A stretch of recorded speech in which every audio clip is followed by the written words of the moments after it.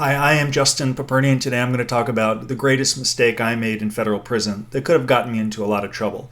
The idea for this video came a few days ago. I was meeting with a new client on the west side out here in Los Angeles, and he had read Lessons from Prison. And in Lessons from Prison, I write about getting a mattress. They're like my first night in jail. Someone hustled me a better mattress, which is a disciplinary infraction. It was a no-no. I didn't get caught. It was a mistake. And my client said, hey, is that the biggest mistake you made in prison that could have led to trouble?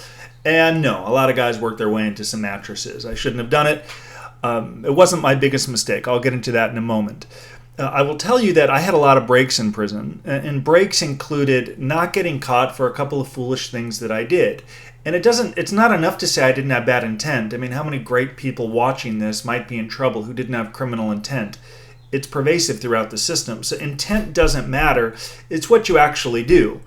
And when I was in prison, there was a window of my prison term, like the second through the fourth month, where I really struggled to sleep. And no matter how hard I exercised in the morning, no matter how exhausted I was, how hard I worked, I struggled to sleep. Even when I moved back in the dorm, which is, it should be easier, more conducive to rest because you're around longer term prisoners who are a little more respectful, I struggled to sleep. And my mentor, Michael Santos, for a good portion of the time that I was there, he'd get up at 1 a.m. to work. He had a really deliberate, crazy routine prison schedule preparing for his release. It was really deliberate. And there were times, so there's a 1 a.m. count, a 3 a.m. count, and a 5 a.m. count. And sometimes in prison, I would just lay there all night with my eyes open. And sometimes I was thinking about release and are my efforts going to pay off? Does anyone matter? What's next? I'm going to be home soon. What am I going to do tomorrow? And sometimes I was totally at peace and I had nothing to think about. I would just lie there, lay there. Whatever the proper lay or lie there is, I couldn't sleep.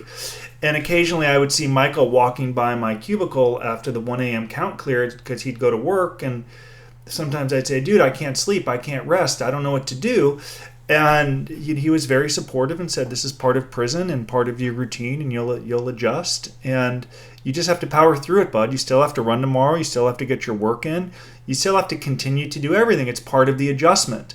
And I followed his lead, and for a while I did. But about 6 weeks later, I still could not sleep. And when you don't have sleep, you're a total zombie. And I am one who has never really taken medication. Even when I have a terrible headache, my wife will give me a Tylenol. I'll reluctantly take it. When I have a terrible cold, I don't take NyQuil, or I just don't really like putting stuff in my body besides water and a lot of coffee. I drink very little, and I just don't like medications. And if I ever take anything, it knocks me out in about 3 seconds. So after like 2 months of not being able to sleep, someone in the dorm came up to me, and they were a friend, and they said, hey, bud, you don't look great. And I was exhausted because I was still running 10 miles a day. And he said, hey, dude, just take this. And he gave me a pill.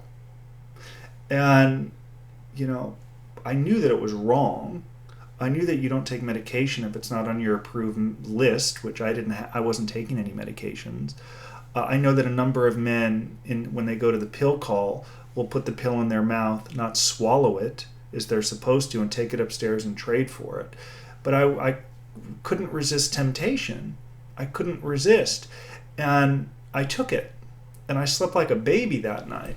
But the next morning, I felt like a damn zombie. I literally couldn't get out of bed. I couldn't function. I don't know if it was a Xanax times 10, but because I take so little medication, together with whatever the hell he gave me, it nearly knocked me out. I could hardly function. And I'm so fortunate that I guess that day I had off from work. I could not run. I sat in the library all day like a damn zombie. I could hardly function. But as I look back, I'm so lucky that I didn't get caught. I'm so fortunate that I didn't get caught. Because there are informants in federal prison. There are informants who will go to staff and say, Paperny took this pill, or so-and-so took this pill. Then they will cross-check to see if it's on the approved medical list. Then you can take a drug test and you would pass. And you go to the SHU, you can go to a higher security prison.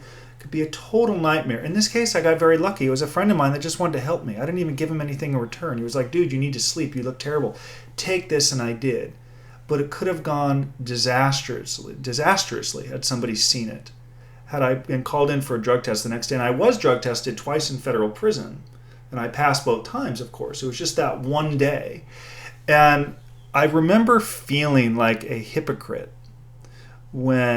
as I reflected back on that experience. Because here I was in prison, I was contributing to a blog, and Michael was helping me with my blog and all this. And I was talking about overcoming and preparing and,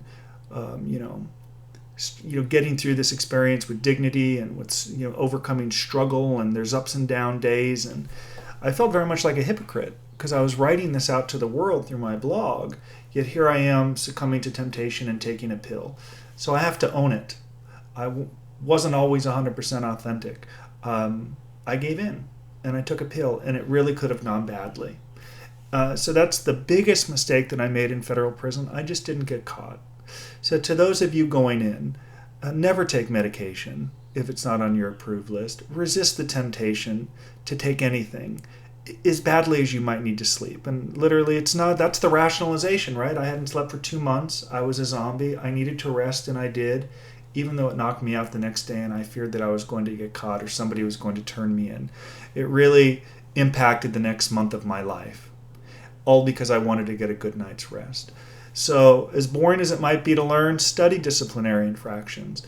Understand the consequences of going into another dorm without permission, or wearing a hat when you're not supposed to, or speaking disrespectfully to staff, or using a cell phone, or smoking dope, or smuggling food out of the chow hall. The greatest mistake I made was taking a pill that was not prescribed to me. I'm very grateful that I didn't get caught, and I'm opening up about this story and the terrible mistake that I made, with the hopes that all of you will do better and profit from my experience. Thank you all so much. I wish you all well. Bye-bye.